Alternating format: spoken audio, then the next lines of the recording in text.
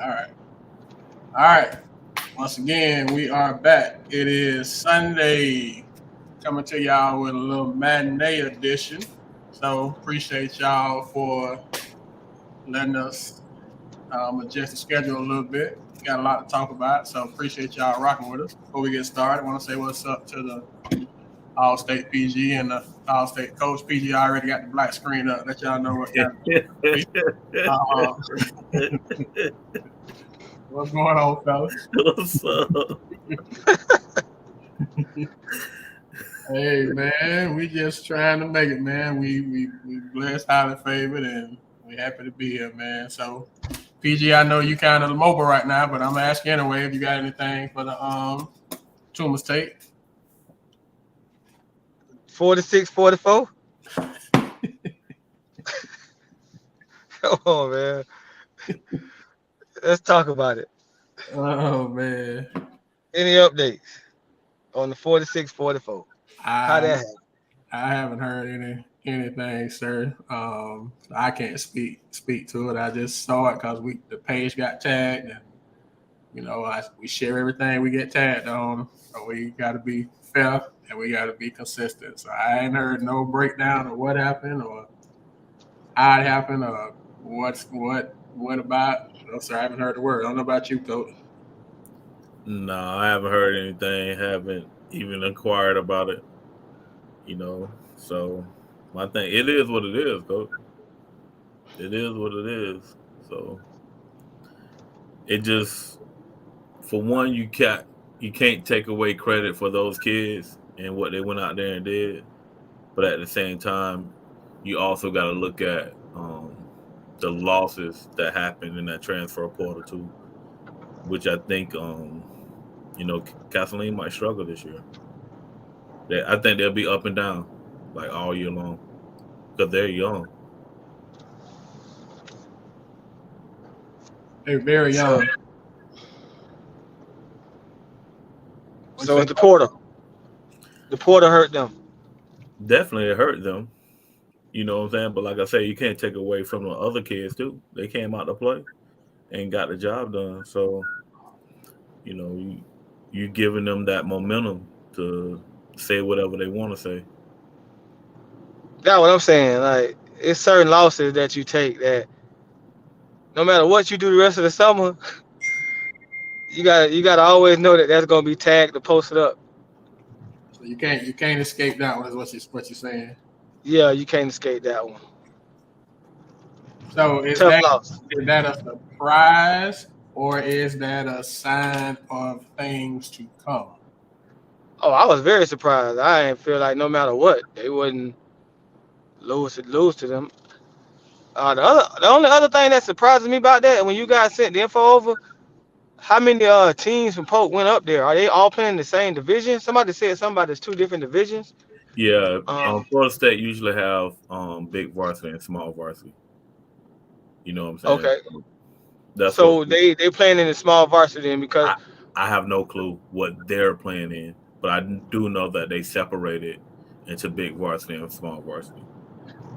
yeah, I don't know. I would start researching these camps, like to see who I was committed to going, talking to the coaches. I wouldn't want to be playing the same teams I have to play all year, play in the year. That doesn't help me. I know they're not playing JCP, but just to see how many schools went up there. Um, I mean, even when Coach Gibbons was doing the camp during the summertime, you never really saw more than one or two Polk County teams. I don't even think we ever saw two Polk County teams, which is like Kathleen that supported that camp. Lake Wells always went. I know when we was coming through, we always went. Okay. But but you don't go to those type of events to play each other. So Yeah, that's what I'm saying. Like, it got to be like UCF had a camp, right? Winter Haven went to that one. hmm They was the only school over there. Yeah, those no, are the only two there's a camps this couple week. of them. I think was Victory over there, Coach. Victory was at Emory Riddle. It was one more school at UCF though. Santa Fe was and with Lake Wells that's UCF. Yeah, Lake Wells. That's what it is. I Santa do Fe. know Winter Haven and Santa Fe is down at I guess Florida Gulf Coast. um, Little black boy.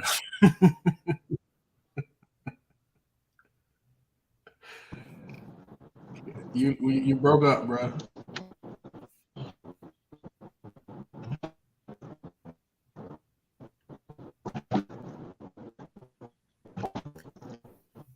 I would be petty. Go ahead, coach. You I deserve it. would be petty. You deserve it. He done gave it to you enough. I was waiting. That's why I'm quiet. I ain't would gonna. be petty.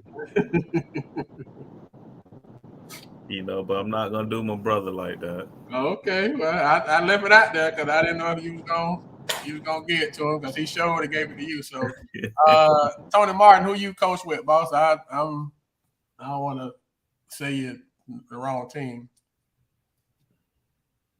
It was 5 teams though. To answer your original question, that was in Tallahassee. It was Jenkins, Kathleen, Jordan Christian Prep, Armandale, and Lake Highland. I'm not Lake Highland. Lake Placid was up in Tallahassee.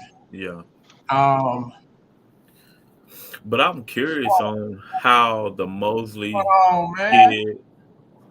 kid versus the Nixon kid, and I'm curious on how that matchup went.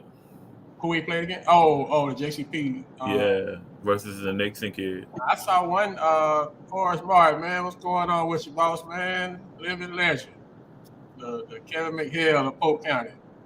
Most people don't get that, but I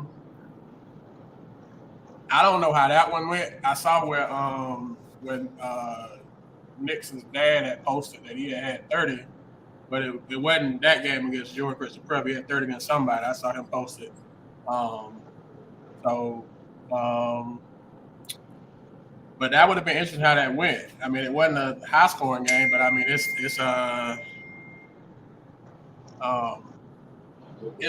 a team camp format, but it's still some people that was putting up some big numbers. So yes, according to how they was playing.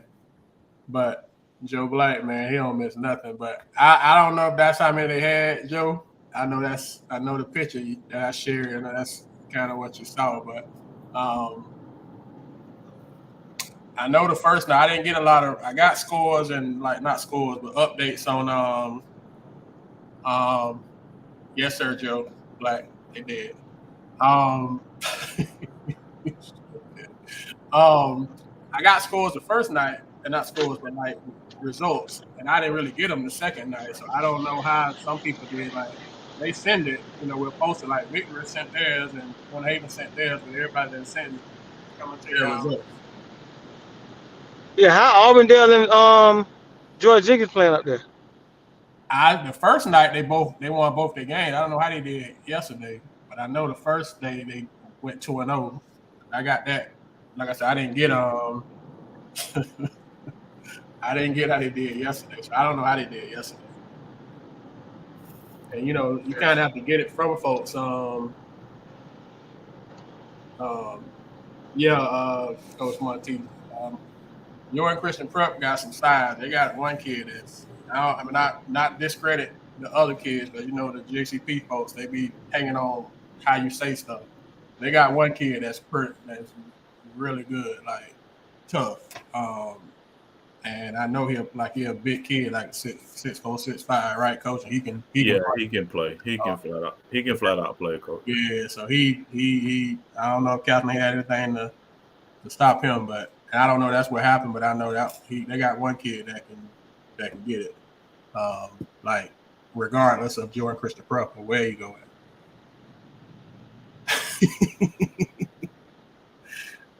Well, they was only 6 people in the picture, Joe. So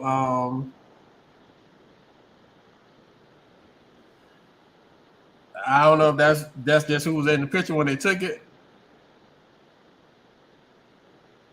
But that's who took the picture. But yeah. So I don't know how they did the rest, but I know that to me, that's the first thing I noticed when I looked at the little schedule, is that all them teams up there, and you still end up playing, like you said, bro, a Polk County team. So that's the only matchup that was with 2 Polk County teams.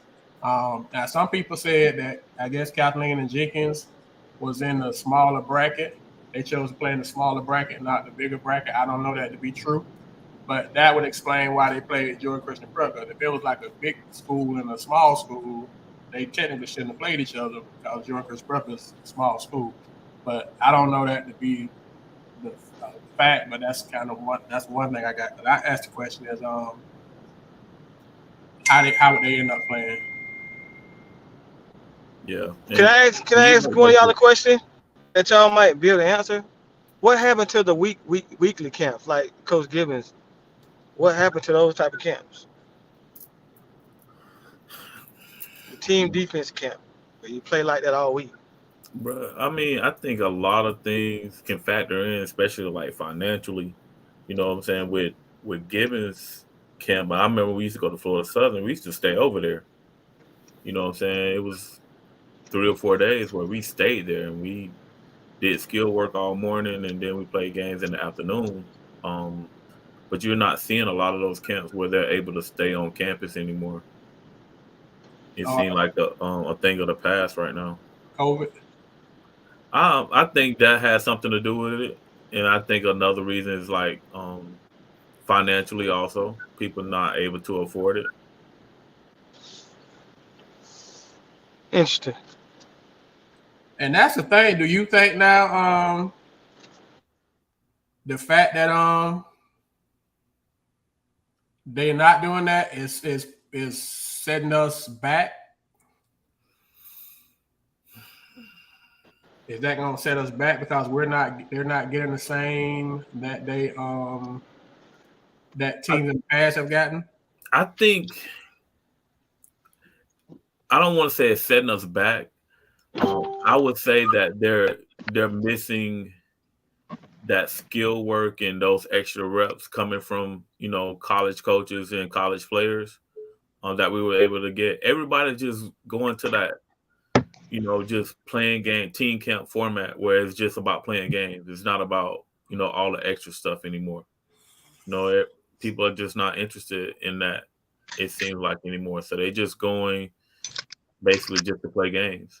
And then So, those college elite camps are mainly just to get the kids that they want to look at that they're recruiting in the gym.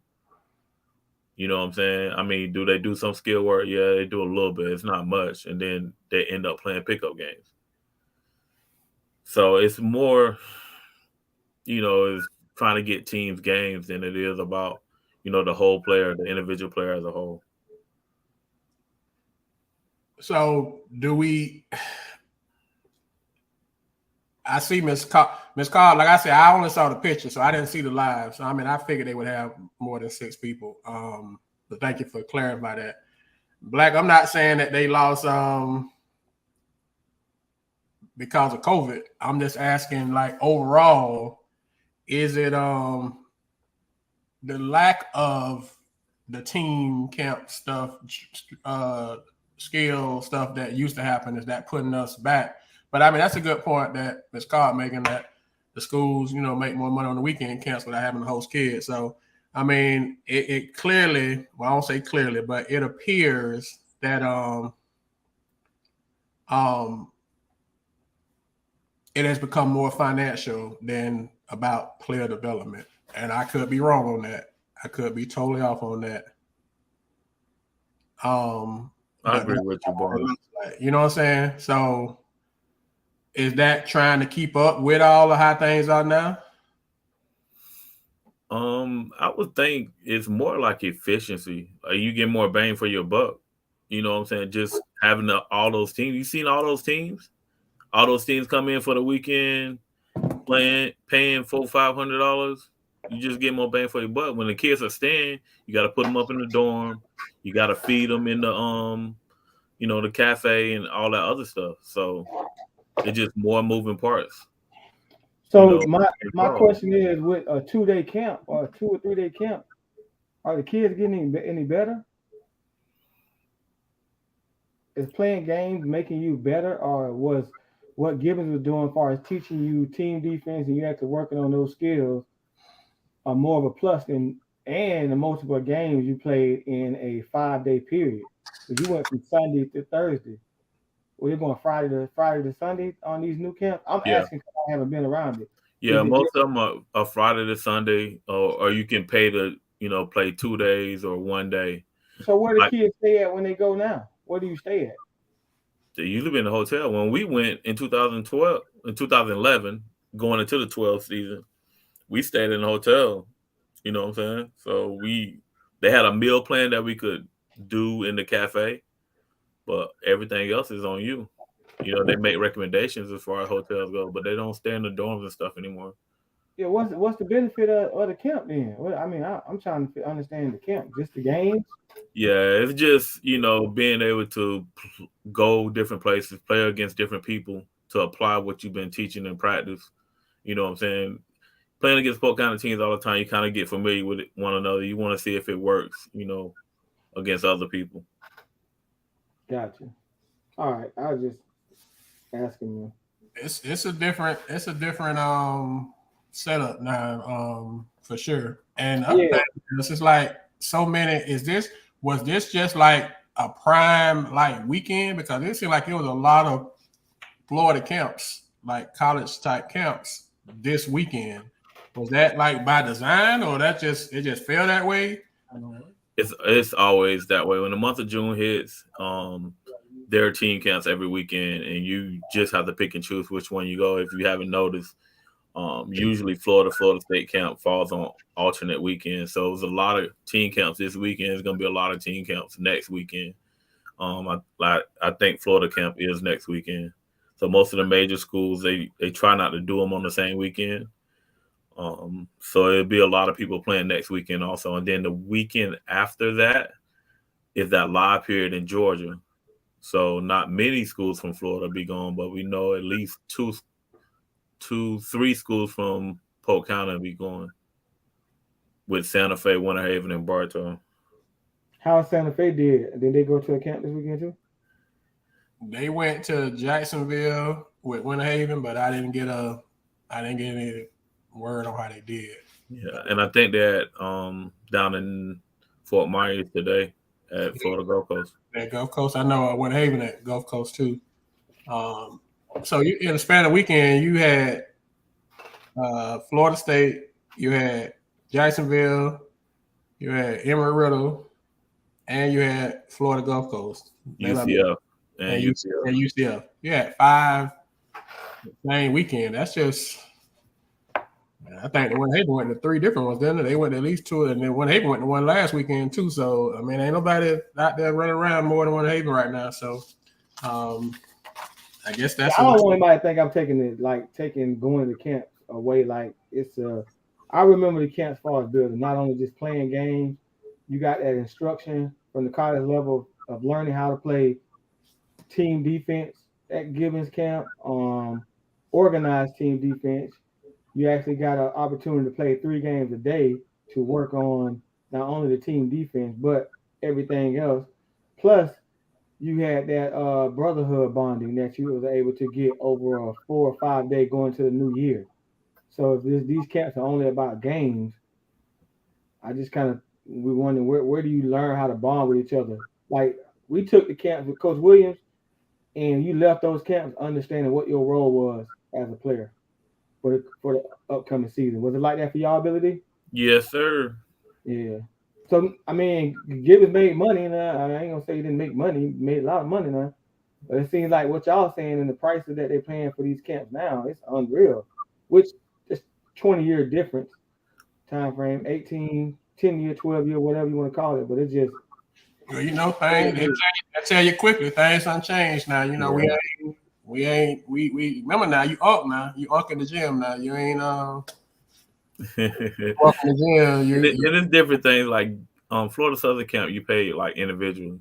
You know what I'm saying? It was an individual price, and like these team counts, it's a team price. You know what I'm saying? So Southern actually was charging more than.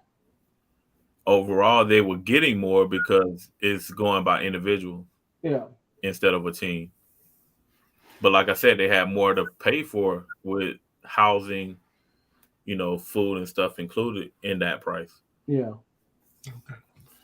All right. Well, that's the Tuma's take. Sure we'll get back to that one. It'll work our way back around. But as a transition, Coach, you got anything in your corner today? Yeah, I want to kind of piggyback off of it. So how much do you put into winning during the summer versus getting better or basically figuring out what direction your team is going?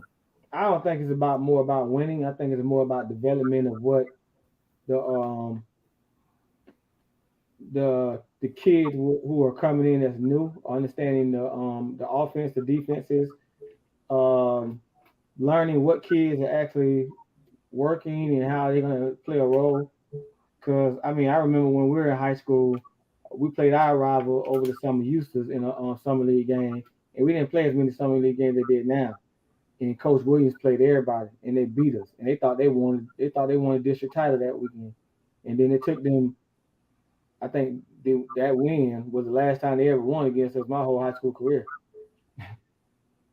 And they care more about that summer win than we did. And it's the same McGriff effect that you get. Like he's gonna play everybody. You're gonna try to get to see what kids actually are improving and what kids not improving. You get them the opportunity to play. Then you assign roles. The wins and losses don't count. Griffin lost all summer last year in the Polk Summer League, and then they won in the playoffs. I agree with you, especially about development. When you say assign roles, for me, you define your own role during these camps and summer league games. So it's not me, myself, picking your role for you. You kind of pick your own role by the way you play. And then, like, for us, when we came in the summer, like, one thing that we didn't work on was actually defense because we was actually pretty good defensively. So what we, especially those last 2 years, we focused on offensive execution. And that's what we had to get better at in order to beat, the caliber of teams that we knew was going to go up against. So it's important to have a plan and a focus going into the summer and making sure that you track, your development on that plan and make sure that you're getting better. Yeah. With what Philando Wiz, hopefully I said your name right. With Philando Wiz talking about the transferring, does the strategy for the summer change now? Because if you go out there and you don't play well, kids may be looking for greener pastures. We saw that happen on the football side of it. That they didn't play well and they left the school after a spring game. So does that strategy change now with the current culture that we're now in? Or you just still go in the same way?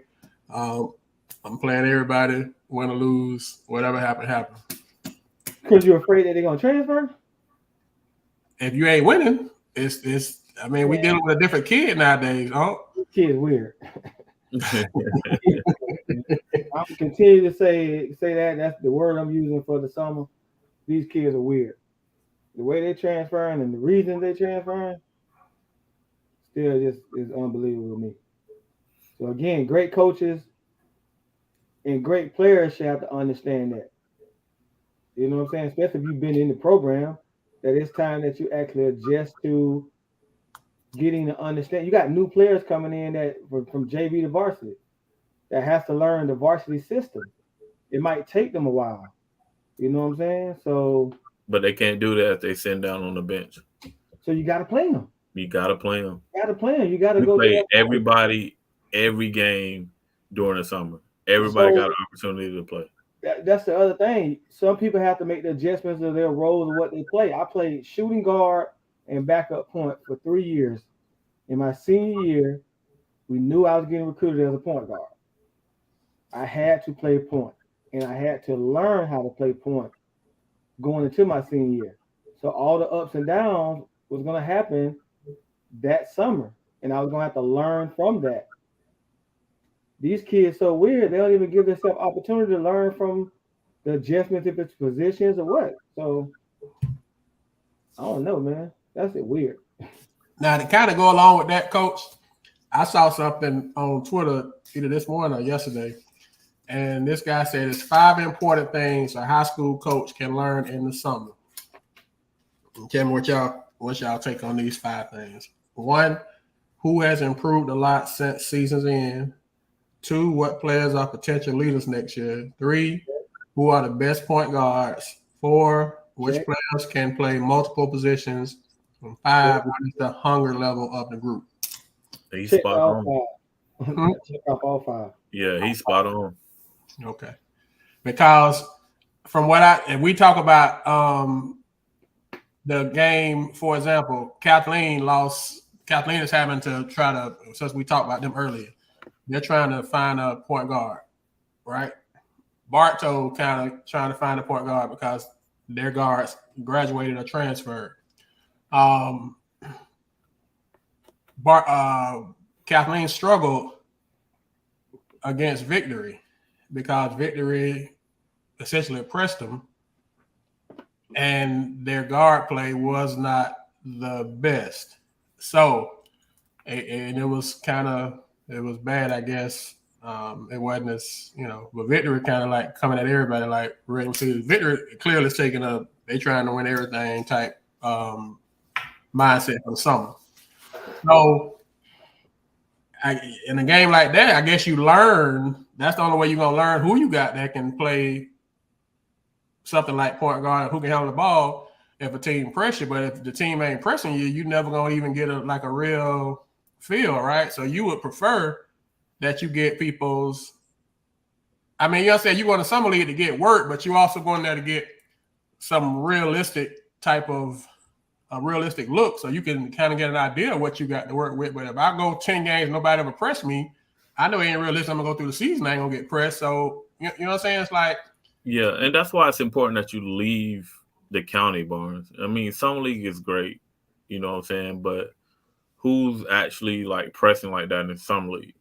In our summer league, who presses like that in the county now? Still, it's not like it used to be where, game in, game out, probably 2 of the 3 games you played in a week, somebody was pressing you back in the day. It's not like that anymore. You know what I'm saying? The county's different, like especially defensively. A lot of people playing zone, half court man, things of that nature. So it's important to get out, and play against other teams. So maybe somebody can help you evaluate what your weaknesses are and how to improve on them. Can I get off the subject and ask y'all a question when you say the county don't play each other? So y'all don't find it weird that, okay, let me see how I say this so I don't be looking like crazy. That they travel to the same exact camps, right, in the summer to have to play each other, but then they don't schedule each other during the season to help increase revenue at games for each other by playing each other 2 times. But you're willing to go to the same camp and be around the same team that you won't play during the summer? That's a double-edged sword, though, Suma. As far as increasing revenue, when I was a coach at Lake Wells, I didn't get my gate. What you saying? Why didn't you get your basketball gate, coach? That don't come to the program. I go straight to the athletic budget. You know what I'm saying? So basically, football and basketball took care of all the other sports when I was there at Lake Wells because we was the only ones that really made money. Oh. You know what I'm saying? So I didn't get my gate. And it's a lot of schools around here don't get their gate. There's some that do, but it's some that don't. You know what I'm saying? So when it was paying for referees, all that stuff came out of the athletic budget. It didn't come out of my budget. And some schools are like that when it comes to raise money then? That's weird. That's why I didn't care about me and McGriff. I scheduled McGriff first. McGriff always want to play those big games on a Friday. So when he came to me, I was like, McGriff, I don't really care about playing you on a Friday because I don't get my gate anyway. Oh, okay. That makes sense. I'm only asking, so we're learning. I guess me and Barnes, but Barnes coached before, so I guess I'm the one that's learning. So I don't be sounding too odd off the wall. It's different. I'm learning too. It ain't how it was when I was coaching. Yeah. I just thought it was weird. That's why I had to ask, like, all these teams going to the same exact camp, but then they don't even want to play each other in the year. But they know they might end up playing each other at these freaking camps. And now that you are indifferent, and coach, you can speak on this. Now that the district has kind of been, I don't want to say finalized, but it's more clear. Has it been finalized, Coach, or is it just more clear? No, I actually just checked a few minutes ago. It's still not up on the Florida high school site. It's going to be the same as volleyball. We're 95 to 97% sure. It's so volleyball for the last how many years, Coach D? Yeah, it's pretty much been spot on for a while. So if it's going to be the same as volleyball, then that means that when Haven would be 8A, they won't even be in the same class with, say, Bartow and Lakeland and those people. Arbondale wouldn't be. So it's like it's not going to impact you to play because y'all not in the same district no more, like you're saying. So I guess, some of these coaches, it's different with basketball. I tell people all the time when they be like, won't y'all do this and won't y'all say it's Polk County basketball as far as coaches, it's different. It's just a different vibe with the coaches, with how everybody kind of has their own way of thinking. And you can't fault somebody for thinking how they want to think, but it's just like we hadn't got the summer league recap yet, Mr. Philando. With I'm assuming you're a he, but I if ain't you really tried to follow up on some of these. Is that really an upset though? We're gonna talk about it here in a second. We're gonna do the summer league recap. And that was gonna be my first question, so we can just segue right into it. In summer league, are there really any upsets? Because Ridge beat Haines City. I'm to your point, Coach. I don't really consider Ridge beating Haines City an upset because Haines. Are we assuming that Haines City is a power now? I mean, I don't know. I haven't seen Haines City. Where? How? Now, I was saying, I don't think that was an upset. Now, I would say if we're saying upset for the sake of summer league, maybe Jenkins over Victory could be considered an upset. On how Victory played last week, maybe. But then Victory is not Victory. Jenkins gonna play hard. It's still personal with them as far as LJ leaving and Dino leaving. So I don't know but are there upsets now? Ridge Global, no disrespect to Ridge Global or Moorbury, but if Ridge Global or Moorbury beat Bartow or Winter Haven or Lakeland, I would personally consider that upset. But I mean, Ridge and Haines City, I don't necessarily consider that an upset. And I haven't seen either one of them, but I don't recall Haines City being the Haines City we used to know. Not yet anyway. I've seen both of them play. Like I said, I don't think it's really an upset. I think Haines City is a little bit more talented probably than Ridge, but it's a rival game.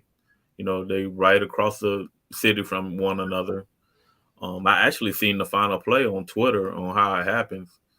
Haines City's down 3. They hit a 3 and got fouled to tie the game, hit the free throw to go up 1 with 7 seconds left, and then give up a layup to lose the game. Is just crazy. So we talk. Who coaches Ridge? Coach Skip? Yeah. Who had a better season last year? Ridge. Okay, so we're talking about Ridge is an upset over Haines City again. That's what we're talking about. No, it's not an upset. Okay, somebody posted in the chat. That's in the chat. Yeah. Okay. I knew it was good. Hey man, so while we recapping, man, let's update the records for the summer league from the week that was. Okay, in the West region, Lakeland is 3-1. Victor is 3-1. McKeel's 2-2. Kathleen's 2-2. Jenkins 1-3. Lake Gibson 1-3. In the Midwest region, Winter Haven is 5-0. Arbondale's 3-1. Harmony is 2-2. Santa Fe is 2-2, and Lake Region is 0-4. In the South region, Bartow is 4-1. Lake Wells is 3-1. Sebring 1-3. Sumner 1-3. Moorbury 0-4. And in the East, Davenport 3-1. Discovery 3-1. Haines City 2-2. Osceola 2-2. Ridge 2-2, and Ridge Global 0-4. East look like that's the most competitive region. So, any thoughts on last week's games? I know that Arbondale beat Lake Wells, a little rivalry game. Winter Haven beat Bartow, another rivalry game. Haines City and Ridge played, like you said, went down to the last minute and second, really, not minute, second, and Ridge won. Who else? Victory Kathleen played. Victory won that one. Jenkins and Lakeland played. Lakeland won that one. So that was last week. Any thoughts on the standings? Any surprises on who's where at this point?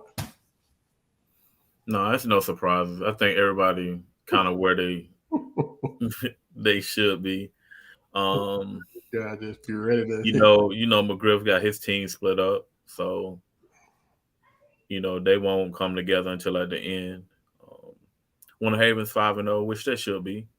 I'm curious about their team chemistry.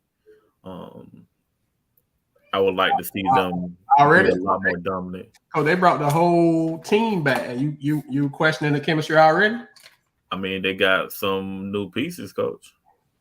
I'm not saying that. We got to ask a question.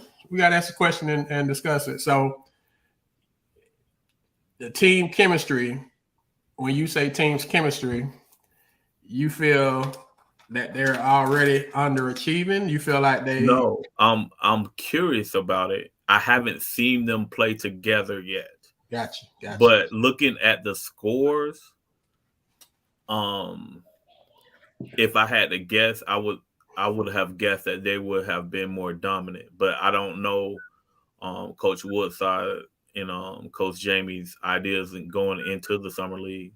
Are those kids playing a lot? Are they playing a little? I don't know. You know what I'm saying? I'm just curious to watch them all together and how it's fitting all together.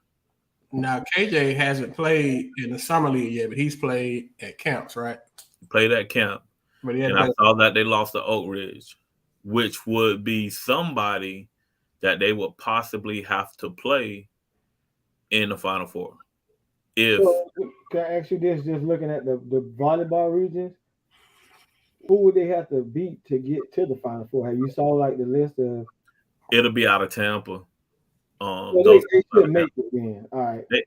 They should make it. I don't have right now. I don't have Winter Haven winning 8-8, 7-8. That's what I was kind of segmenting into. People don't have just as many transfers. They kind of do transfers just like Broward, now just like Polk. So Winter Haven make it to the Final Four in AA, playing through Tampa. All right, but once they get there, two of those other regions is going to be out of Orlando. So you're talking about Oak Ridge, Dr. Phillips, or Olympia.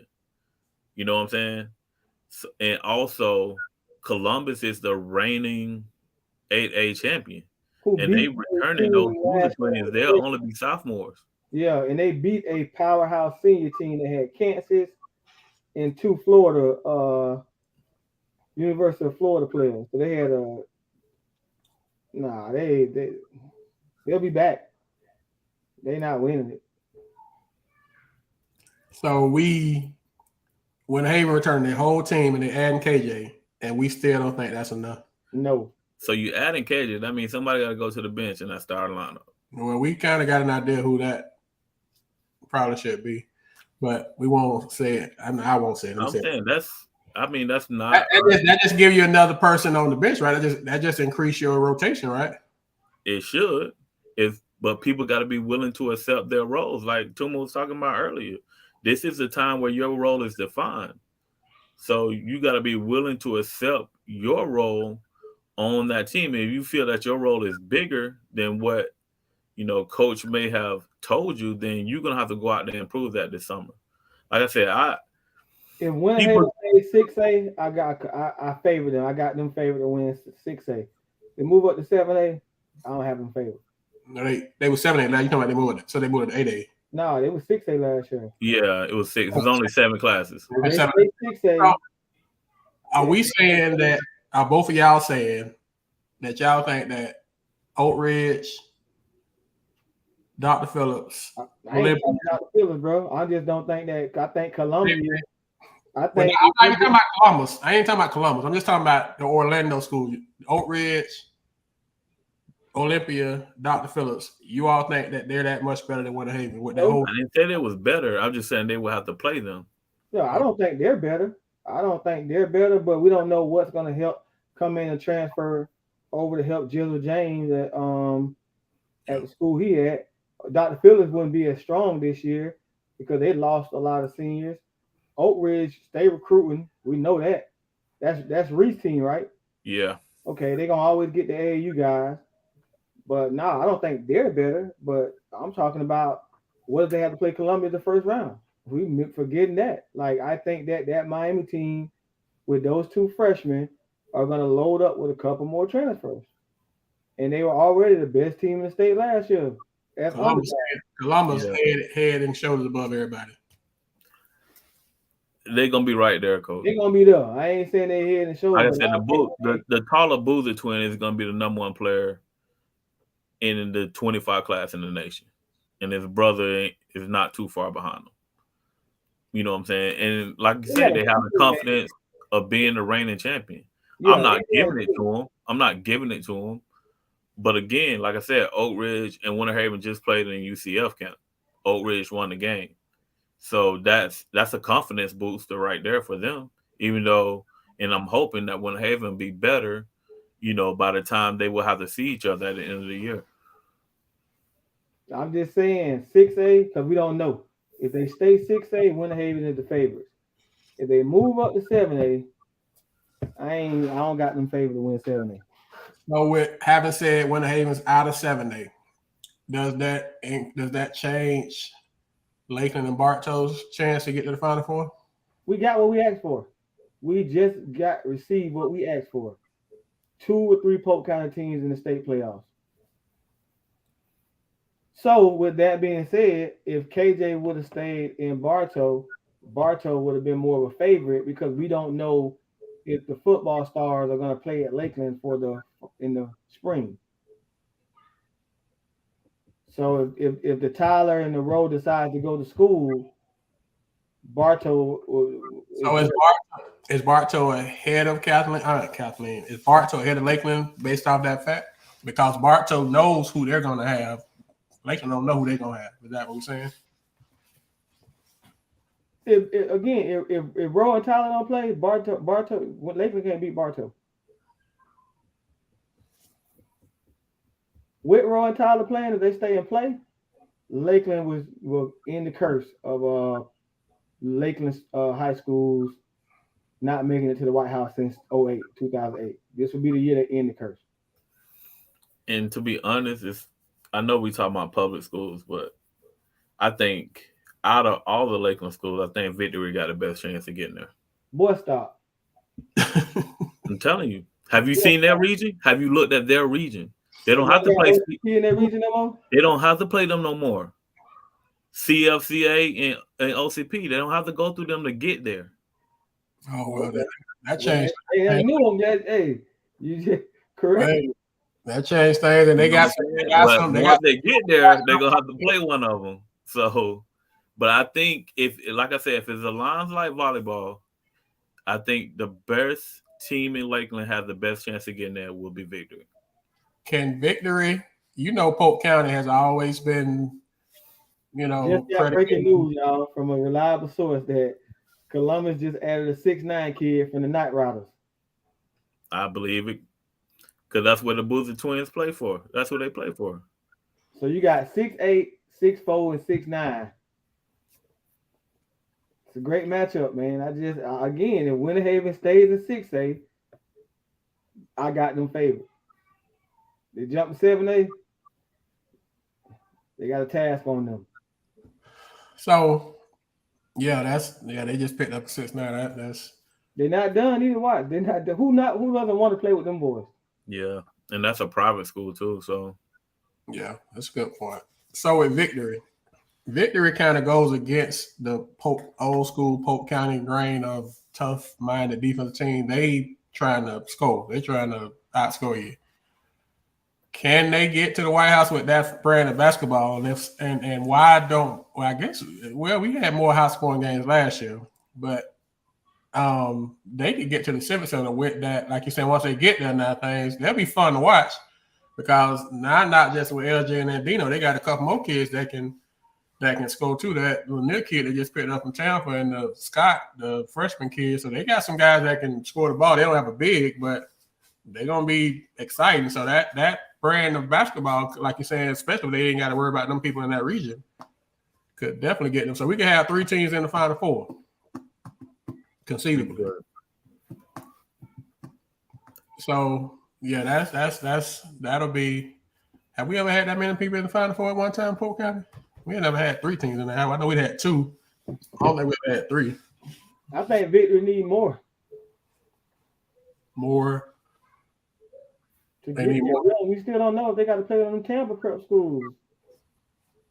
Who they region? Who they got to? They don't have to play them. They ain't in the same region as them Tampa like schools that like Tampa. No, just everybody changed, bro.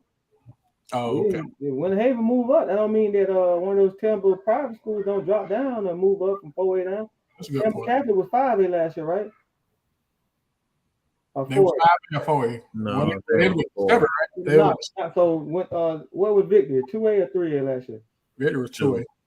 They might go up to 3A, and then Knoxville might go down to 3A. 3A was Santa Fe, right? Santa Fe was 3A last year. Okay, Knoxville could possibly drop down to 3A. We don't know. If Knoxville drop down to 3A and they're in the same region as Victory, Tampa Catholic going. No, Tampa Cat's not dropping down. They'll still stay up there. They got more kids though. Yeah, they got more kids. They won't win it either. Who gonna beat them? When the last time they won one? No, I'm asking. I ain't saying they're gonna win either. I'm just saying who's What's the name team gonna be good? He brought everybody back. Then the Murph team over at St. Pete. They 4A or 3A? I thought they were 3. Murph should be back.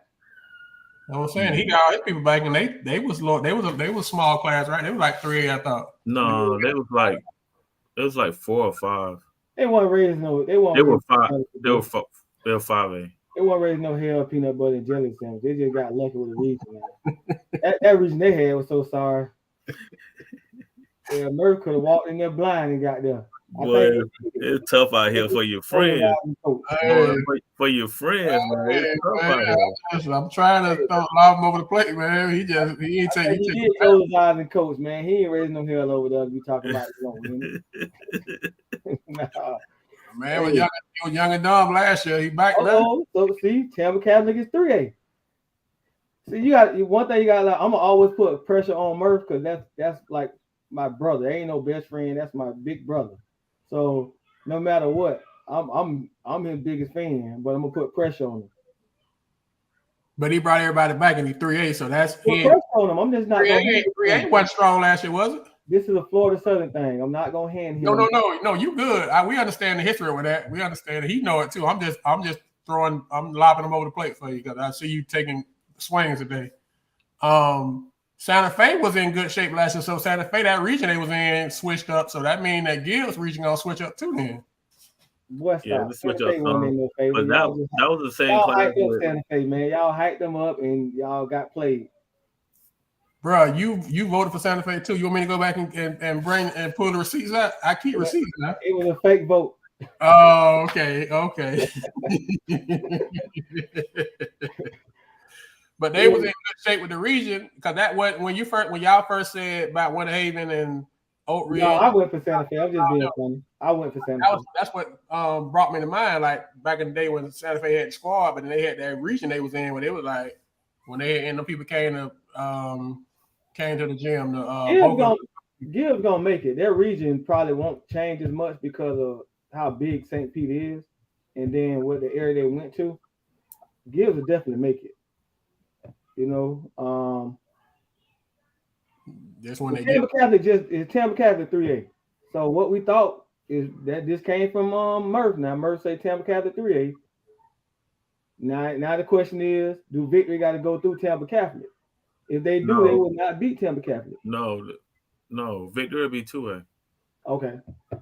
I'm trying to think who won 3A last year.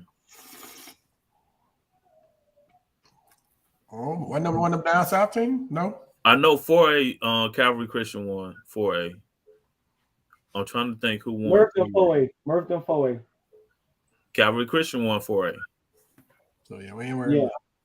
mean, Yeah, you're right. Calvin Christian was, because we thought if Murph would have played Calvin Christian in game 1, which he was supposed to, he would have had double sausage put in him. But instead, we thought Reebok, and he should have beat Reebok. It wasn't Reebok. It was Jackson.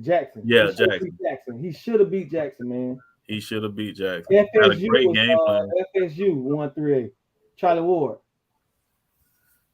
Okay. Charlie Ward team won 3A. Okay. Yeah. Charlie Ward team won 3A. OCP won 2A.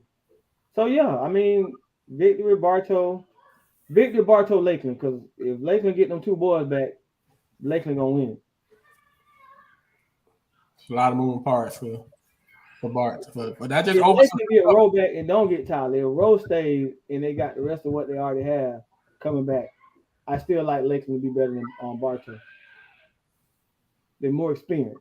Rowe make a big difference. Yeah, he make. Oh yeah, it ain't even the Tyler effect. If Rowe stays, because Lakeland got if Lakeland those transfers stay over with Rowe, Lakeland definitely will break that curse. When you got Kelly, Idris them playing from Kathleen, yeah.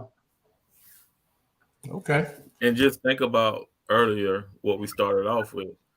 Kathleen is missing those kids. That makes a big difference on that Kathleen team. No, it just hurt. Like, listen, Billy D, I don't care who you play.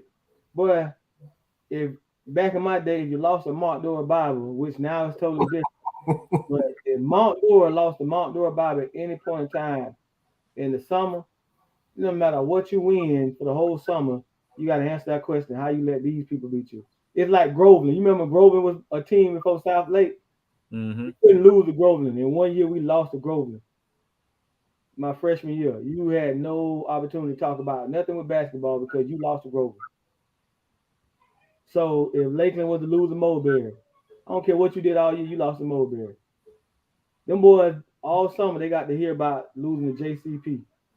No matter what. And JCP probably just a better team than them right now. But at the end of the day, you have to take it down that everybody going to say, no matter what you did the rest of the summer, you lost to JCP. So even they win summer league, you lost to JCP. You lost to JCP. It's tough out here, Bond. So Leroy, Lakeland haven't. If you're talking about basketball, they haven't finished their basketball schedule yet. They still working to get some games. So they not. So to me, it depends. That Lakeland Bartow district class, that's just a flip flop of what players return and what players don't return, what players play for Lakeland, because Lakeland actually will be a better team this year than last year with Kelly playing with them. Dries and then Pat, the big kid, the Dennis kid too. Oh, and Lakeland's a better team. Yeah. The Dennis kid. Even Charlie decides, which I personally think. Listen, I'm just speaking. I personally can't see why a kid who's definitely going to play college football would have any interest in staying the second semester of school when you're supposed to be in college getting ready to develop, because 99% of the kids that leave in June might as well red shirt their first year of college. They're not going to play. You're already 6 months behind every other freshman that enrolled. So why would you put yourself in that unless you already know that, hey, I got to learn how to play this game anyway, so I'm going to stay home and win a state championship and compete for one. Which again, that's weird.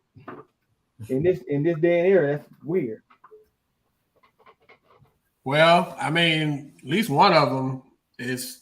I mean, I don't think it's unless something changed, I don't think it's a secret.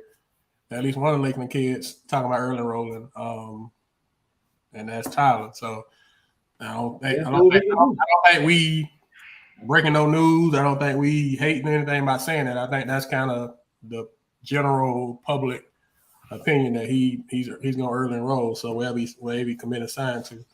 So I mean, things can change. You don't have to, but that's kind of the word. That's Rowe is the key for them, not Tyler.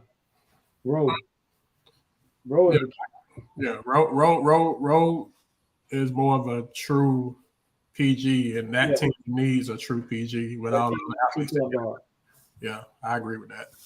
So, all right, well, We're gonna go to the week that's coming. It's 2 games this week in Summer League, and then Wednesday starts the playoffs. All right. So we're gonna talk about Summer League. Yeah, me and Billy D gonna talk about Summer League. Okay. So the schedule for this week.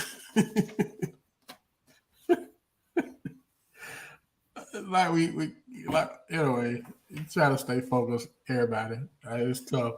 So tomorrow night, we're just gonna run down the games, and of course, we'll post them on the page tomorrow and then Tuesday and Wednesday. We can't post Wednesday yet till we figure till the games Monday and Tuesday happen, and that'll let us know how the playoff stuff is gonna look starting on Wednesday. But tomorrow at Lakeland, 6 o'clock, Lakeland versus Kathleen. 7 o'clock, Victor versus Lake Gibson. 8 o'clock, McKeel versus Jenkins. Arbandale, 6 o'clock, Arbandale versus Lake Region. And 7 o'clock, Harmony versus Winter Haven. Bartow High School, 6 o'clock, Bartow versus Lake Wells. 7 o'clock, Mulberry versus Sebring. 8, Sumner versus Santa Fe. And in Discovery, 6 o'clock, Discovery versus Osceola. 7 o'clock, Haines City versus Ridge Global. And another rivalry game at 8, Ridge Community versus Davenport. Coach, any thoughts on the Monday games? Coach, the Ridge versus Davenport should be a good one. Lake Wells and Bartow, it's always classic. So I think it's some pretty good matchups on Monday. Yeah. Can Kathleen bounce back? They got Lakeland tomorrow night. That's always a rivalry game, no matter when they play. Can they bounce back from this past? I think they're too young. They're too young. They're too young. Jimmy D, you jump back in to say it. But hey, Lakeland might be clapping J C.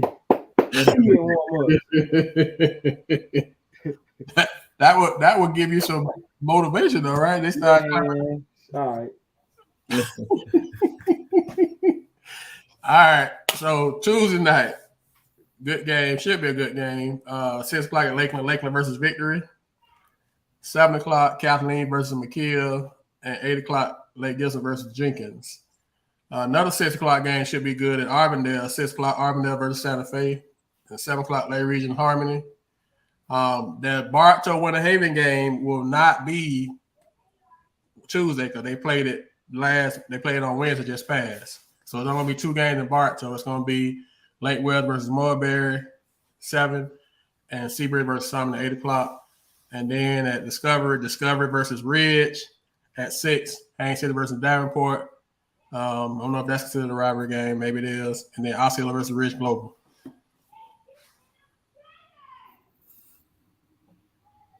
I'm curious about the Lakeland Victory game. I think that's going to be a really good game. Junior, I don't think it was a couple people said 6 players because I guess the picture that the kids took. I mean, we said we didn't see. I didn't think y'all had 6 players, and Ms. Cobbs clarified that y'all had a full team. But thank you for clarifying it. Junior is the JCP coach. For anybody who don't know, Winter Haven alum and current coach of JCP. So Wednesday, we won't talk about the games on Wednesday because we don't know the matchups yet. We just know that all the games on Wednesday will be at the Rec at Arbandale. But according to how the games go tomorrow and Tuesday, will determine the seedings.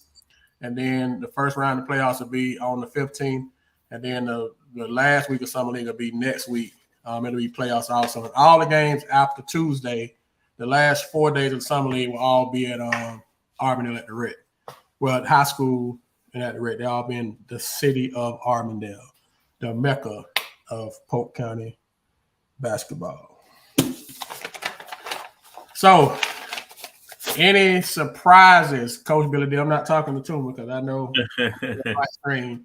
Any surprises, any players or teams that people didn't know about that done kind of stepped up? Bro, I know you saw one young kid that you said you saw that you was high on the PG from Lake Wells, but I know the Victory kid, the Lanier kid has been doing pretty good. The new kid from Victory. I know it's more than just him, but anybody else that folks may not know about I know the Nixie kid been playing pretty good with Kathleen, but anybody that we may not know about. No, that kid from Lake Wells. I mean, I only saw like maybe 5 strong minutes of him, but I saw how different. Now I think that he has to be coached at the next level because he does take plays off on the opposite end, which is not good. Um, he could be special. He could be special He can be Lake Wells history. if he gets the discipline part of playing on both ends hard the way it needs to be. Define Lake Wells history special, coach. Because that's elite company. Yeah, he could be in that elite company in four. No, I'm talking to Barnes. What's Lake Wells elite special? Dominique, Walt, elite company. The guards that when you think about Lake Wells guards, the ones that come to your name. He reminds me of Willie Williams. He could be Willie Williams special if he played on both ends. Okay, I feel you and understand, but I know Sebastian Rosado is a volume shooter. And he got 2 years with Sebastian, right? Yeah. He's a freshman. By his junior and senior year, he should be the talk of Lake Wells, the talk of Polk County at the guard position. He could be. Okay, I agree with that. He challenged. This is what I'm saying. I agree with that. Challenge. All right. I don't like that he takes plays off on the defensive end, but he still has a lot of learning to do. I mean, I've watched him play also. He shouldn't play JV nowhere. I agree with that too. Yeah. I just don't know if it's Dominique. I don't see that yet. I hope he does get there. What's your assessment, Coach? Because clearly your assessment is a little different than me and bro right now. What's your assessment? I think he's gonna be really good. Let's not take away from that. The kid's gonna be really good. But when you start talking Dominique, Walt, those kids were elite special. I'm not. It's still time. When did they become elite special, though, Coach? When did they become elite special? What Dominique, those two was right away. You got to imagine those kids played varsity for 4 years and they contributed at a high level for 4 years. Both of them did. Correct? Correct. Yeah. That's why I'm asking. And you also got to understand that, you know what I'm saying, they're going to be on a bad Lake Wells team. I mean, they'll be better this year than they were last year, but, you know, that's going to come. We don't have to talk about Vaz. Vaz is top 10 players in the county. We're not talking about Vaz, Coach Johnson. We're talking about the freshman kid that's coming in. Yeah, Vaz is top 10 players in the county. Ain't no point us talking about him. He's been doing the same thing since his freshman year. I just think his size in a bad team doesn't give his storytelling good enough. Yeah, and the kid that we talking about, he's not big. He's not the size of Dominique and Walt. That's why I compare him to Willie. That's why I said Willie. He's a small guard that even Willie Williams is like 6'2", 6'3", Cole. Kid, so you just saying the kid done growing? Right now, it's done. It's a wrap. No, sir, I'm not saying that. All right, but Coach, let's for comparison's sake. Walt, I'll just call out 3 or 4. Walt, I know you're gonna be biased with the last one. Walt, Willie, Dominique, and Baby, incoming freshmen. Compare them to him. Incoming freshman, not by their work, but incoming freshman. You can't put Baby in that conversation. I'm just looking at most elite. Baby as a freshman, when nobody talking about no Baby as a freshman. So yeah, you talking Baby, then he got to think about the other 3 then. The other 3. No, I'm saying if we putting Baby in there, I'm agreeing that he could be in that conversation because Baby wasn't nobody talking about Baby as no freshman. Well, if we not so we'll take Baby out and lead the other 3 in. Willie, Dominique, and who else? Willie, Dominique, and Walt. Incoming freshman compared to this kid, incoming freshman. No, because he don't play on both ends. I don't.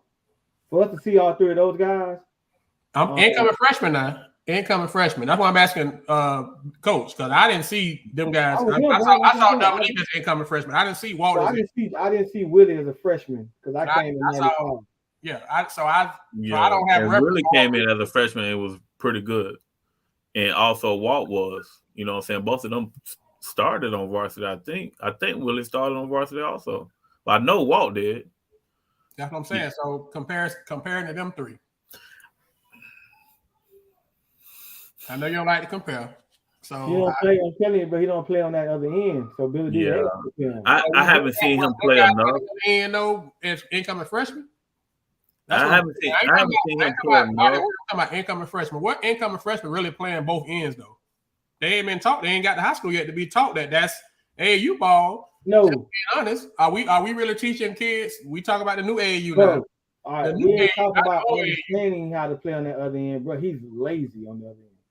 Those kids weren't lazy. Those kids tried. This kid don't even understand the IQ of playing on the other end. So it's not a good look, bro. That's what I'm telling you. Like, if he got to learn that. On the other side, he can do all the things them guys could do as a freshman. I ain't gonna let Billy D tell me he can't. He can handle it. I didn't say that he couldn't. He can get to the basket. I didn't say that he couldn't. I don't think he's as good as they were as incoming freshmen. That's my opinion. Is he good? Yes. Is he good? Yes. I don't know his last name. I just know he don't play. He play like. I know they call him Fat Man. I know that's his nickname. They call him Fat Man. They call him Fat Man. But I guess what I'm saying is he coming in to the point that you made earlier when we first started. He coming in lacking. Is he lacking because of how things are structured now compared to how things were structured when those guys came in? You couldn't come in. Say again? I'm just gonna say he lacked effort because his athletic ability, he should be able to play and guard on that end. The effort. So I'm saying. So like back in the day when Billy D, when them guys came through, back then y'all was coaching them. You, Bernie, all y'all Lake Woods guys was coaching them kids, right? Yeah, I wasn't, but Hayes was there. Yes, Hayes was. So we know that effort. It's different. If that makes sense, you know, and I'm not taking up for the kid. I mean, I get what you're saying, boss. He got a lot to go, especially on the efforts part. But is lack of effort tolerated more now? Yeah, it's only tolerated because coach needed him on the other side of the end. So yeah, you gotta. In tune, I'm really looking at this from like a stats standpoint. You know what I'm saying? Like I said, the kid is talented. The kid can be as good as he wants to be by the time that he's a senior. All right, so Vash is still on that team. Vash as a freshman averaged 18, 19 a game. Basically, what I'm saying is, can that kid come in and do that also with Vash still on that team? I don't think so. You know what I'm saying? I don't know. So, and Vash is not better than Neek or Walt or Willie Williams. He's not in that category. So I cannot put that kid in that category. I'm talking after 2 years of varsity experience. You're talking right now. I understand where both of y'all coming from. I totally get it. I mean, in 2 years, yes, he can be there if he work at it. Yeah, finally you said it. That's all we was asking you for. Yeah, if he works at it, he can be there. You shut it down completely, bro. Hey, he was pulling them teeth to treat him to say that. Hey, hey, you see when I said that? Boy, what you talking about? Elite, late, well. Hold on, man. That's tough company, Barnes. We know that's tough company. Just like Kathleen, that's tough company to have your name mentioned in there with Livingston Chapman, Chris Davis, them. We might not get them for another 10 years. You know what I'm saying? Alvin Jones, them. That's elite company. BB Walton, that's elite company. You try to compare kids to. Like, I hadn't seen Bash in 8th grade, but what I saw the other day and what I heard about, and then to see it, I was like, yeah. I'm like, yeah, he definitely shouldn't be on nobody's JV team. Because I heard it was another move, a conversation, and like JV, I'm like, nah, this kid ain't no JV type of kid. Yeah, he's not a JV kid. He without a doubt is going into the fall as the best 8th grade in the county. He top incoming freshman coming in. Yeah, that's a debate. But like you say, he still got a lot to do to improve. But he's ahead of the game for us on the offensive end. Yes, y'all. That's the one I'm gonna play with Tauber. he's ahead of the game on offense, and like you say, knowledge of the game. It's just the effort part of it, and hopefully they can get it out of him. What I would do if I'm the coach of Lake Wells, I'm putting him at the 1 and taking Vash completely at the 2, and Vash should average 25 instead of 18. And put him in how to play the PG. Who is Cam, Coach Johnson? Cam, who you saying Cam is a better? You say is a better freshman than him? Who you talking about? Help us out. I ain't know Cam better than him. You know Cam? No, I ain't got to know him. I ain't about to talk about him.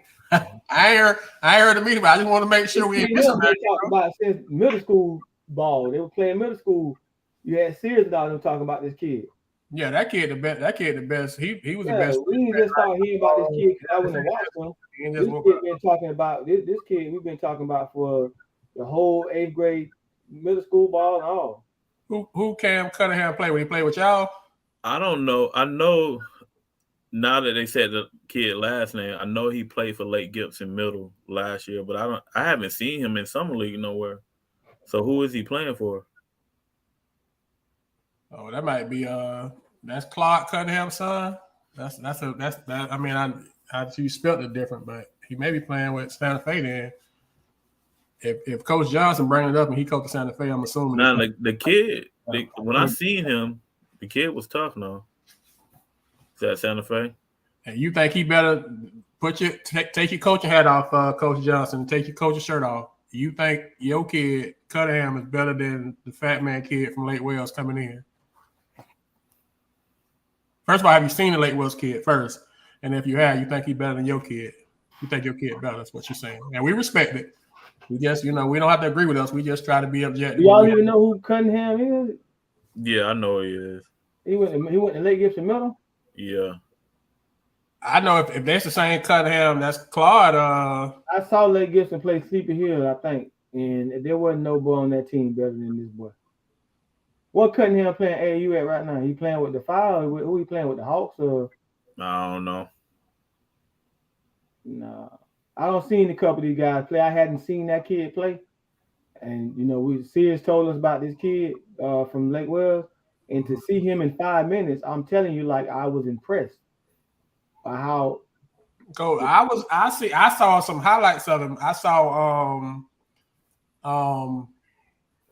Blue Summers did like a highlight thing, and I was wondering why he over there at the middle school thing. And what's name had already told us. Mike had already told us how good the kid was. So you probably told him how good the kid is. Yeah, I mean, this ain't no accident. The kid can play. I ain't saying that y'all kid won't be tough, Coach Johnson. I'm just saying because rankings will be here before we know it. I don't think it's he's tough now. I give it to him. He is tough. I have seen him play. I've seen that kid at Lake Gibson play. I mean, I ain't saying he's not bad, but he's not coming in doing what this kid should be doing. Yeah, I mean, he'll be top 2, top 3 incoming freshman. We just saying from a development point right now, we would just say it'll probably be 1, 2 if you had to ask like today. It will be the kid from Lake Wells and then y'all kid, the Cunningham kid. So, but now, Joe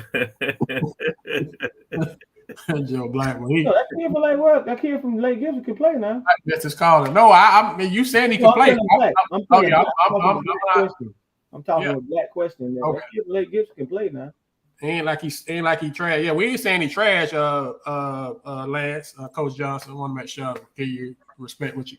This is my thing. That kid and we can move on from it. The kid from Lake Wells could play on every varsity team in this county. I'm not sure that the kid from Lake Gibson could. Coach, you moving around in your chair, Coach? No, I mean. I respect Tuma's opinion on that. You know what I'm saying? So, what's your take? I ain't say start. I say could play. And I agree with that assessment. You know what I'm saying? That he'll be able to get on the floor. You know what I'm saying? It's according to what team coach system. It's a lot of factors that play into that. does Cottingham have a higher ceiling? Probably because he's he's more athletic and he's taller. Yeah, he's bigger than him, right? That's what I'm taller. saying. Yeah, He's taller. that I ain't kid, gonna say the more Cunningham athletic. kid jumps out the gym. Yeah, that's the height. Cunningham, he jumps out the gym. But I saw him against a terrible Sleepy Hill team too.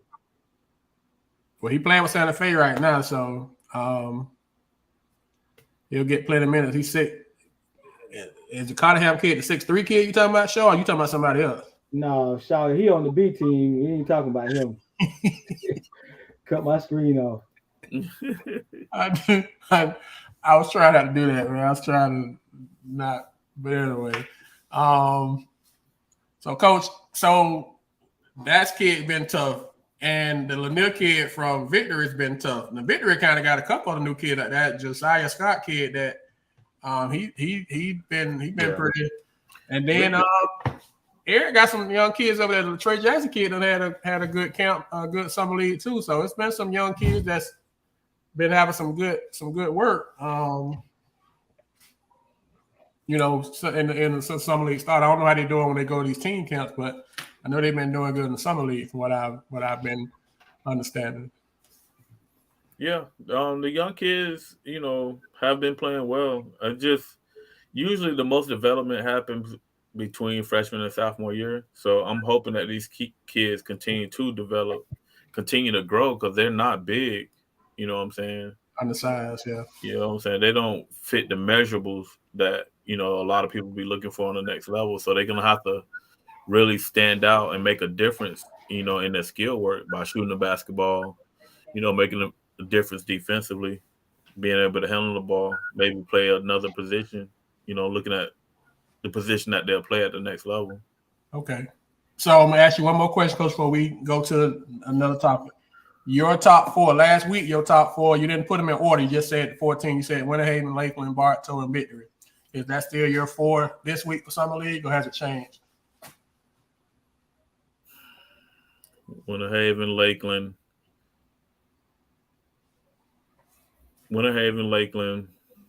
Victory. Yeah, I'm going to keep it the same right now. But I think that's going to change probably after tomorrow. Did you talking about that's the order? No. Those are the top four that I see playing right now.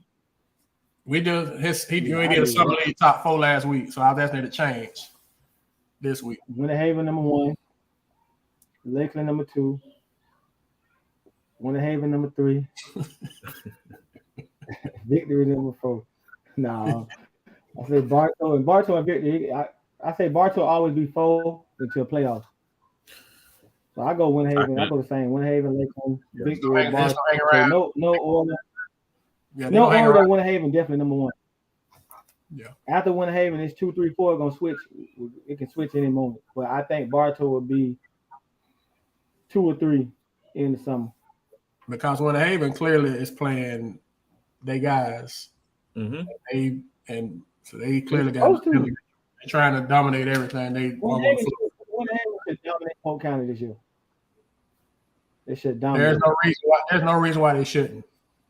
It shouldn't. Nah, they gonna dominate it. They should. They gonna dominate it. Because that's what happened when they step outside the county line. What happened? That's what you're saying. If you're a Division I prospect, you don't have to average 20. Let me explain that to. Let's put it out to the kids. Winter Haven is a mini Mount Ver IMG type of program right now. They got 4 legit Division I players from mid-major to high major. All right. If the kids understand that they don't have to average 20 to play at the next level, they can all average 12 points a game and still be recruited at the same level that they were going to be recruited if they average 19. My 12 team on the AU team, yeah, you didn't have no dominant 20-point score on that team. But I had 4 starters. AU team, having 20-some points a game on a winning AU team that's playing on the national circuit. We don't have those type of kids here. We don't have the what's the kid, the number 1 kid in this class coming in right now that dad played in the league, scored 100 points in a game. The point guard. Wagner? Dad played, Wagner. Wagner. John Wagner's son. Yeah, we don't have those type of kids here. So we don't have a Wagner and a few more of those guys that's putting up 20, 25 in EYBL, and they can do that consistently. But you got to think, you playing on a team like a Mount Verde, you average 11 points, and your best player averaging 14, and then you got 3 other guys averaging 12 and 10. All them guys getting recruited by SEC and Pac-10 schools, and you got the one that's going to ACC. It's just a powerhouse. Those 4 kids got to buy into that. And that's the key. Got to buy into it. Yeah. Got to buy into it. Okay. So But they still ain't beat no Columbia. Boy, you finna be on Winter Haven locker room. You make somebody's locker room every year. So would it be only right for me to do it or not? If I don't do it, I'll be looking like a fool. Gotta be who you is. All right, they'll bring it. 7A. They gotta bring it if they 7A. They'll beat them. I ain't worried about them people. Got a question for y'all. Put your coach hats back on. Friday night. This basketball, but it's not Polk County. Steve Kerr made a decision to sit Draymond Green. Yeah, he trash.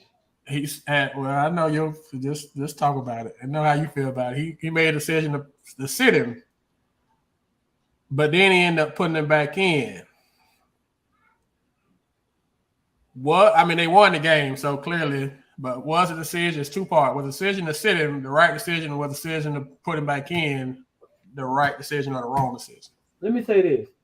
He's only trash as an NBA player. Like, he ain't trash as a basketball player. He's playing like trash. The guy is at the rim and still passing the ball to somebody else that's close by the rim. He don't even want to shoot the ball now. All right? The man had 2 points, 4 rebounds, and 3 assists in game 3. I'm sure them stats weren't no better than that in game 4. I got to try to play some young guys with energy because he ain't giving me nothing. He just on the floor. He had some rebounds and assists, I think, in game 4. I mean, you can look it up for sure. I know you're going to look it up for sure. So why he pull it up, Coach? give me your I think it's the right decision. From a coach, you're doing what is necessary to win the game. And sometimes that's maybe bringing off, players that you depended on before, man. You just got to go with your gut feeling to do what you need to do to win the game, And I've done that before. You just really taking a chance on that something may work. It may work, it may not. I can deal with this Draymond Green that played the other night. 2 points, 9 rebounds, 8 assists, only 2 turnovers. I can buy into that Draymond Green. Yes. That's a productive Draymond for that particular team. You know what I'm saying? You also seen cases even when Shaq played, they had to bring him out during that little hacker shot. You got to make those coach management decisions for the best of the team. You know what I'm saying? So I'm with Steve Kerr. He rolled the dice. It worked for him. He was able still to get him back into the game. So where he's not, dragging the team in the press conference or whatever. So he's still contributing. He's contributing another way now than he did, years ago. 9 rebounds, 8 assists is good. He didn't play. He just can't score right now. So I could take. Yeah, he's not shooting the ball. Defensively, he's gonna be physical on Brown. Late in the game, he guarded him with physical. But the 2-3-4, 2-4-3, I can't take them stats. Not with 30-some minutes. Yeah, I feel you on that. And it's important that he plays that way, and it's important that Wiggins play at a high level. And those are the difference makers. It's Boston, bro. If anybody's surprised by Boston losing game 4, then they crazy. Them guys, after the first with Kevin Durant, they was done after the first 2 games. They knocked the fight out them. They've laid down in every opportunity to take a big step forward. How hard, as a coach, Billy D, how hard is it to pull the guy? Did you really pull him though, bro? He played 32 minutes. But if you look at his 4th quarter minutes in the other 3 games, and then that one, he played less minutes. Let me say it that way. He played less minutes. But you had Looney playing good. and you had Poole kind of being more effective this time, who shot over 50%. So somebody got to sit, and then you got Wiggins definitely played good. Wiggins had 17.16 rebounds. So where does the minutes go? Wiggins played great. Yeah, Wiggins So played. so with those two, Poole and Looney both played 20 and 28 minutes, and they were more effective than Draymond late in the game. So you got to sit somebody. You can't sit Klay Thompson. He finally caught on it late in the fourth. And Curry, I mean, we probably won't see another episode like that in this series. It was the right decision. It turned out to be the right decision. But my question is, how easy, even though it turned out to be the right decision, I mean, you balling your face up, bro, but it's still Draymond Green in that situation. It's not easy. It's not easy to make that decision, but it's necessary to make that decision. You know what I'm saying? As a coach, you got to do what's best for that team. You know, even if he, you know, is a superstar or not a superstar. Like, he's been Defensive Player of the Year. He's been an All-Star. It's been somebody that you've had to depend on. But at that time and moment, he wasn't what was best for that situation. Like I say, you bring him out. You know what I'm saying? Eventually put him back in, but it's not an easy decision, but it was a necessary decision. And that's what you're there for, to make those tough decisions. Because those decisions makes you or break you. That decision right there probably won them the series if they win it. Because if they lose that game, that series is over with. I agree with that. It was the right decision. Draymond Green body of work, as physical as Boston is and was playing, to take out your most physical player, I feel like it was a gamble. I mean, it paid off for him clearly, but I just feel like it was a gamble. But like you say, you feel like you got to do something. Win a championship, you got to do something that probably wasn't expected. But I just felt like it wasn't easy to do. But shout out to Steve Kerr for doing it. But then, like you said, bro, about Stephen Chef Curry, I mean, I don't think I ever seen, y'all probably seen more games Steph Curry than me, but I don't think I ever seen Steph Curry play that way as he played, that game the other night. Bro, Boston is the best defensive team. I mean, them people can guard, bro. He gave them people 43, and he was giving it to everybody. I mean, I don't know. That was probably the most impressive Steph Curry performance I done seen. And I saw where Tracy had somebody said, I guess an hour or a couple hours after Tracy McGrady had said that Steph went on the level in the playoffs, and maybe I might be saying it wrong, I'm paraphrasing wrong, the level of, did he say MJ and Kobe maybe? He named two people that Curry wasn't on that level for us playoff-wise. He hadn't had that type of performance. And then he go out there and have that type of performance. So does that performance rank up there with those type of guys, in y'all opinion? No. That one does. No? So one said no, one said yes. Yeah, I mean, he put on the show. Are you talking about just one game? Yeah, just that one game, yeah. That's how I took it. I was thinking about the series, the whole series. No, not the series. This one game performance. Go down on the Kobe and Jordan level. Yeah. And the LeBron, Kyrie. That game, yeah, them shots he made, I mean, geez, yeah. I agree. One game, yes. Series-wise playing, I ain't ranking them up there on that level. Yeah, I'm just talking about game 4. Game 4, yeah, that bro, we won't witness that again, bro. I'm telling you, we're not gonna. If Boston is as great as a defensive team they is, there's no way we witness what we did that game right there, man. And how scary is it to have to guard somebody like that, man, that runs around the 3-point line like that and don't miss? He never moved. He never stopped moving, bro. He got to be in the best shape in the entire. It's the 3-point line, bro. It ain't. It's like you. Why are they not double teaming this dude? You gotta chase him off of it, get the ball out of his hand. Like, got to double team him, man. These big men coming out those screens and leaving him. But the thing about Boston, though, Boston's so good on defense, is that just them got that much faith in their guys that they don't have to double? Because they probably the only team that really don't double people, bro, because they so good. Nobody doubles Steph Curry, which is crazy, bro. I'm talking about, I'm not letting him come off a screen with a big man. We doubling. I'm doubling. But Boston don't double nobody those 20. I guess that's what I should have said. They just so good on defense. 30.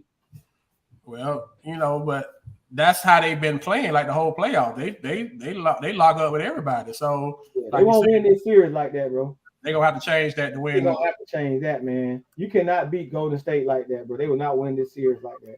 And I thought I picked them. I say Boston was just too much stronger and better. But man, you got to be able to take the ball. Like late in the game, I would let him go off early, but late in the game, it can't happen. It got to be somebody else. Got to be somebody else, bro. Okay. Well, after we finish, just segue to that. So you got, because by the next time we jump on, it'll be over. It'll be game 7. I think it's gonna go 7. So, both of y'all got it going 7. Yeah, I got it going 7, but I have Golden State winning the next game. I got it going 7. I think they both gonna win their homes. So Golden State gonna win their 2 games, and Boston gonna win theirs. So I got it going 7. Yeah. Tatum still ain't gave us that game yet, man. Is it?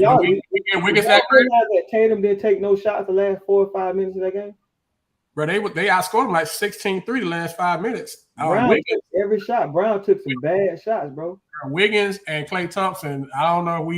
They talk about it. I don't watch all the talk radio type talk show, but them 2 guys, the way they guarded Tatum and Brown, in addition to what Klay, of course, what Chef did, but Wiggins locked Tatum up, bro. That's probably the first time he done got locked like that in the playoffs. He was like 3 locked him up, but did Tatum not even take a shot, bro? Because Brown was taking all the bad shots. Bro, he was 3 for 10 before that. What I'm saying, he stood before that last minute.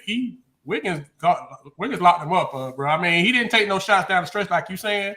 And Brown kept taking bad shots, but them guys both, the way they guarded, them guys played championship level defense. Them 2 did, and and then like you say, they just made sure Steph got the ball, which was great coaching by Kerr. You saw Kerr say, "I'm just gonna say thank you to Steph when I get done coaching."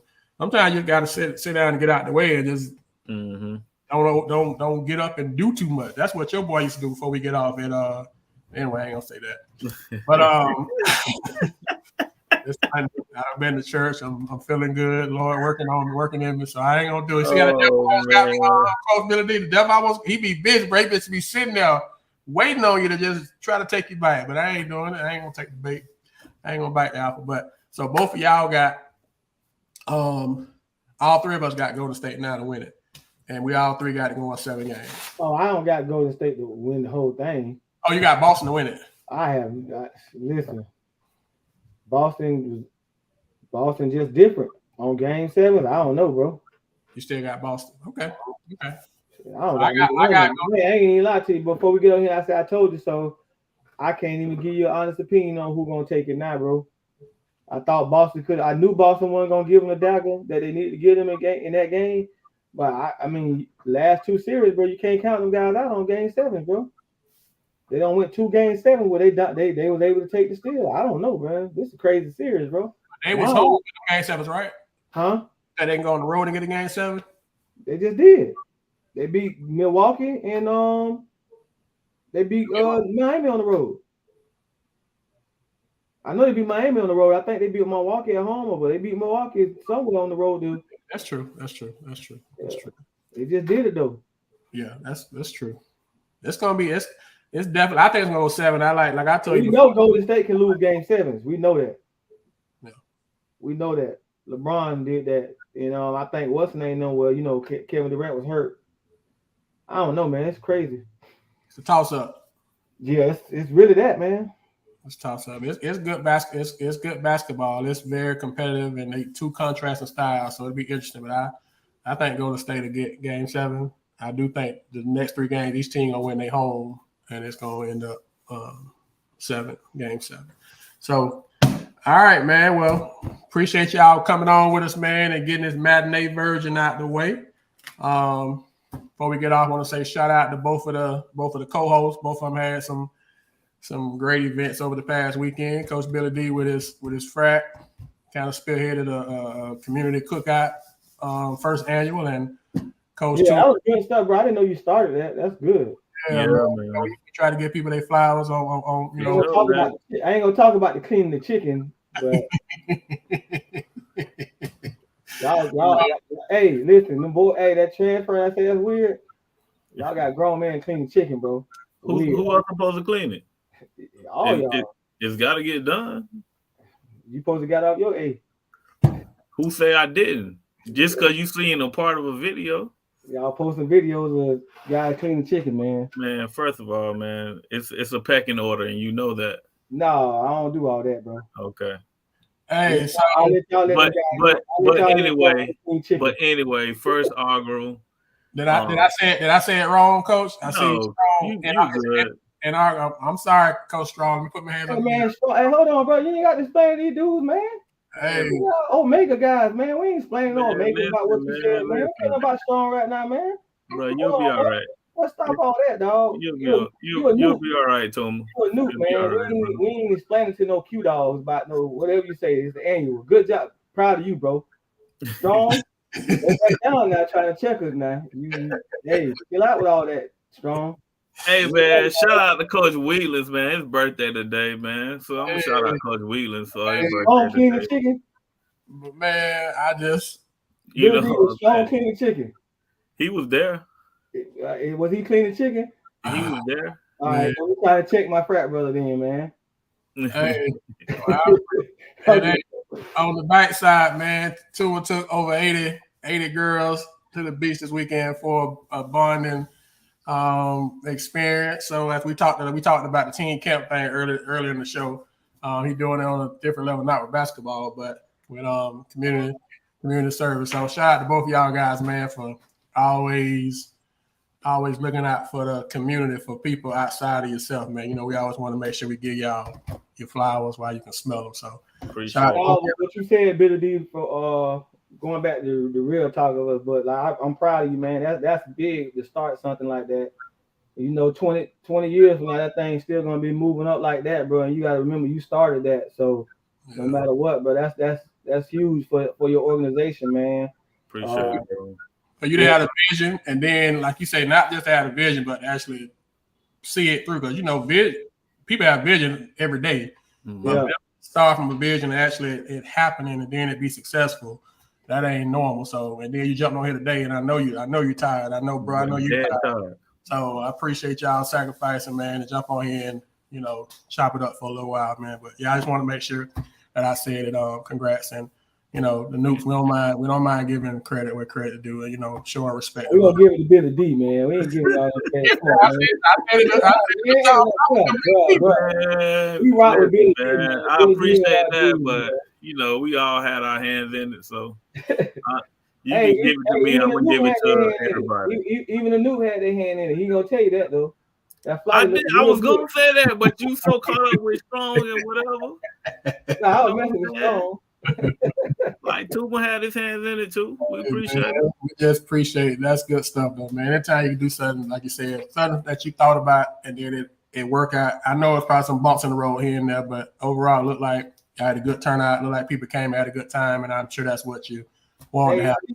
You see, he ain't inviting no Nukes though.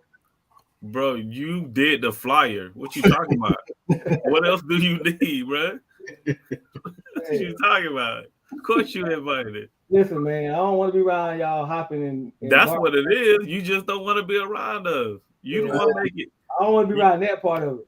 Bro, we make you feel some type of way for some reason. I don't know why. But you can come hang out with us. Barnes came and hang out with us. He hung out with us. It ain't no Loop and Q's thing. You make it that way. No, man. I was supposed to come, dog. Milton, I had already told Milton I was gonna try to make them. I forgot we scheduled on the same date. You good. Yeah, hey, AB was cooking the chicken. I know the chicken was gonna be good, so I was definitely trying to come now. Hey, AB was on the chicken? Man, AB was supervising. He'll tell you that. Oh. I didn't come then. Moved up. Like I said, it's a pecking order, bro. If AB touch some chicken, it's gonna be hell out there, and I can't have that. I'm too old for that now. You know what I'm saying? So he was supervising. Like I said, it turned out great. Everybody can't grill like AB though. That's what I'm saying. Everybody can't grill like him. Believe me, all that wisdom is being passed down. And they ate all of it, huh? They left people all ate, so that's what's important. Okay. But yeah, man, just wanted to make sure we said that before we jumped off, man. So, hey, man. Hey, it wouldn't be right if I was messing with the guy, man. I know. Hey, man, well, good luck to the teams this week, man, at the Summer League as we get ready to go to the playoffs. Appreciate y'all rocking with us, like I said, on the matinee. And we'll see y'all next time if all hearts and minds are clear, man. Y'all be safe this week. For this time, Polk, we out. Be safe.